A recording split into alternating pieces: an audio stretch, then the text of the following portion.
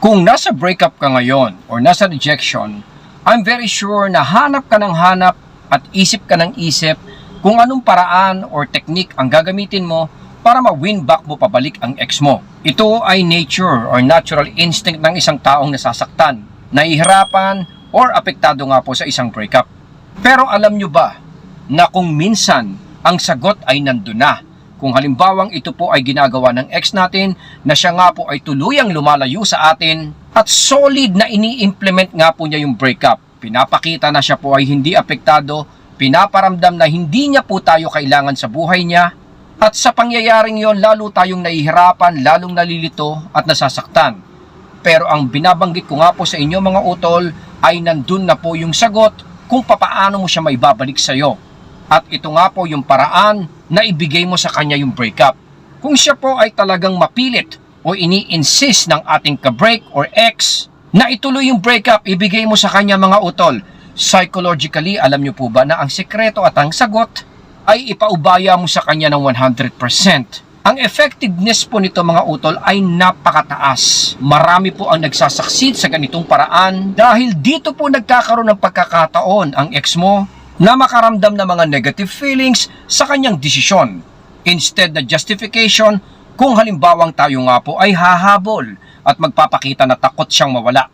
Pag lumapit po kayo dun sa mga psychotherapist na tinatawag mga utol, alam nyo ba na ang gamot sa takot or anxiety ay ibigay mo sa sarili mo? For example, nagkakaroon kayo ng panic attack. Pagka may panic attack kayo mga utol, habang nararamdaman mo ito, ay literal na lalong nagmamanhid ng katawan mo. Pagka ito po ay nafe-feel mo, lalong lumalakas ang tibok ng puso mo, naninikip, hindi ka makahinga, ikaw ay nagiging kulay itim or gray. Nagmamanhid ng mga daliri at mga kamay, mga utol. Basically, lalo kang nahihirapan. Pero sabi nga ng mga expert dito, tanggapin mo, ibigay mo. Kumbaga, sige, kung gusto mo akong mawala, go! Diba? Yan ang solusyon mga utol. Dahil doon lang mawawalan ng pagkakataon or puwang sa pag-iisip mo yung tinatawag na fear. Instead na ito po ay parang iniiwasan mo, kinakatakutan mo, o iniilagan mo. Kasi the more na ginagawa mo ito mga utol, lalo po itong tumataas. Lalo ka pong nahihirapan dahil lalo kang natatakot sa nangyayari. Ganon din po yun mga utol when it comes to breakup. Sabi nga ng mga psychologists, ibigay mo sa kanya, tanggapin mo. Kung gusto mo ng hiwalayan, go! Yan ang solusyon mga utol kung gusto mo talagang ma-win back pabalik ang ex mo dahil mas mabilis na magkakaroon siya ng realization kung may acceptance at may tapang, may courage sa part natin. Isa pa, if you will not allow the breakup to happen or hindi mo ibibigay sa kanya mga utol, papaano niya mararamdaman yung tinatawag natin na breakup consequences? Natural hindi niya mafe-feel ito. Isa pa, kung halimbawang ipapakita mo na ikaw ay natatakot, ayaw mong i-allow yung breakup na yon at ayaw mo ibigay sa kanya mga utol, magsuserve ito bilang emotional strength or assurance ng ex mo. Natural. Paano papasok yung tinatawag na separation anxiety or fear of loss kung halimbawang tayo nga po ay nagpaparamdam na takot tayong mawala siya? At saka alam nyo po ba based on study mga utol na pag ito po right away ay may acceptance ka, mas mabilis yung healing process. Dahil alam naman po natin, kaya tayo nahihirapan is because nagkakaroon tayo ng kapit eh. Kumbaga nagkakaroon tayo ng expectations and hopes na one day, once upon a time, bukas sa isang linggo, ang ex ko ay tatawag sa akin at magkakabalikan na kami. Hindi masamang mangarap mga utol dahil nga syempre gusto natin bumalik ang ex natin eh, mahal natin eh. Pero nagiging realistic lang ako mga utol na pagka may hopes ka, of course, napakahirap mag-let go at napakahirap nga pong mag-move forward.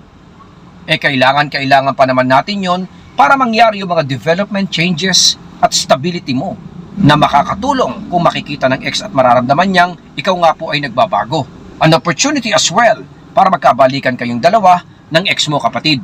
Every situation, lahat ng nangyayari sa atin ay may kaakibat na disadvantage at advantage. Natural kung halimbawang tayo nga po ay magpipilit hahabol, mararamdaman ng ex mo yung mga advantage ng being without you is much more better. Kasi nga po sablay nagiging negative ka eh. Dapat mag-focus ka sa mga bagay na hindi ikaka-advantage or mararamdaman ng ex mo bilang advantage mga utol. Mag-focus ka doon sa mga disadvantages na pwedeng mangyari sa kanya. Kasi sabi ko nga po sa inyo, meron yan, hindi pwedeng mawala ang every situation po sa mundo. Including sa isang breakup. Kaya ano po ba yung mga pwedeng maging disadvantage kung halimbawa kayo nga po ay nasa breakup? A possibility of course na mamiss ka rin niya. A possibility as well na kailanganin ka rin niya. An opportunity as well na pwedeng maging curious siya sa mga mangyayari sa iyo. And lastly, pwedeng magkaroon siya along the way ng doubt sa kanyang naging desisyon na kayo ay mag-break. So yung 4, 5 or ilang mga disadvantage na yan mga utol ang dapat tinututukan mo kung gusto mo talagang bumalik ang ex mo. Pero in order for that to happen, kailangan ipaubaya mo at ibigay mo mismo sa kanya 100% yung breakup. Kaya wag na wag kang tututol at lalong wag na wag kang mamimilit na bumalik sa kanya kapatid or magkabalikan kayo hanggat hindi mo pa na ipaparamdam ito. Dahil bumalik man ang ex mo sa iyo mga utol, wala din po tayong na-achieve. Wala din pong opportunity na nangyari sa inyong dalawa. Dahil breakup of course is an opportunity para lalong ma-validate ng ex mo yung totoo niyang nararamdaman sa iyo.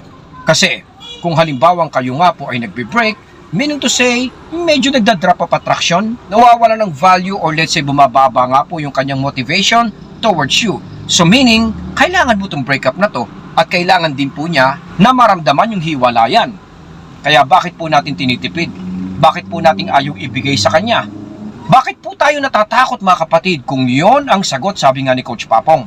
Kaya reminder, mag-focus po tayo sa mga pwedeng maging disadvantage or consequence nga po ng breakup.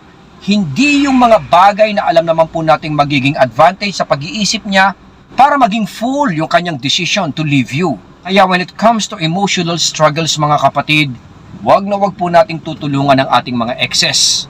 Wag na wag po nating ipaparamdam at ibibigay sa kanya na tayo nga po ay natatakot at ayaw natin yung breakup. Kasi tulad nga na sinabi ko, what will happen next?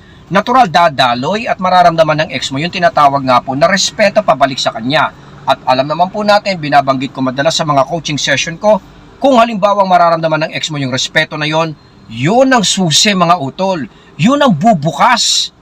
Yun ang bubutas at yun ang magbibigay daan dun sa mga alaala at positive things, memories at mga bagay na nai-contribute at naisuporta mo sa kanya.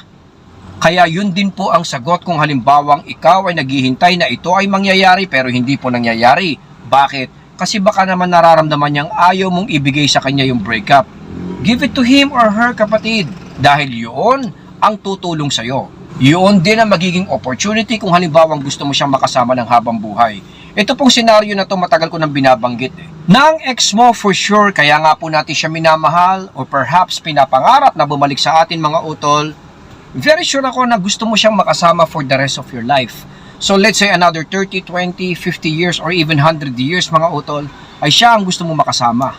So the big question is, ito mga opportunity ng breakup na to, bakit mo minamadaling ibalik ang ex mo kung hindi pa niya nakikita ang halaga mo, di ba? So which literally means na kahit magkabalikan kayo ngayon, bukas o mamaya, kung hindi pa niya nakikita yung opportunity na yon na binabanggit ko mga utol or even hindi pa po nare-realize ng ex mo, di ibig sabihin nun, malabo din na magkasama kayo for the rest of your life. Dahil maghihiwalay pa rin po kayo. Or magkakaproblema pa rin po kayo dahil nga po nandun pa yung problema.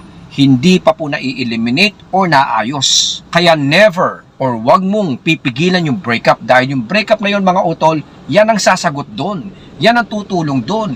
Yan po ang magiging opportunity para mabago or let's say mawala yun sa isip ng ex mo. Or even sa inyong dalawa. Kaya my advice, push. Ibigay mo sa kanya yung breakup mga utol. Hayaan mo maramdaman niya yung mga disadvantage, cause and effect, o yung consequence nga po nang wala kayo. Mag-focus tayo doon sa mga disadvantages na yon na pwedeng maramdaman at makita niya, hindi yung mga advantage na pwedeng makatulong sa kanya para mas lalo siyang lumakas. Hanggang dito na lang po muna si Papong TV. I hope na nakatulong po tayo dyan. Suportahan at syempre po bigyan po natin ng halaga ang ating pamilya mga utol. God bless po sa inyong lahat. Maraming salamat po. Papong TV.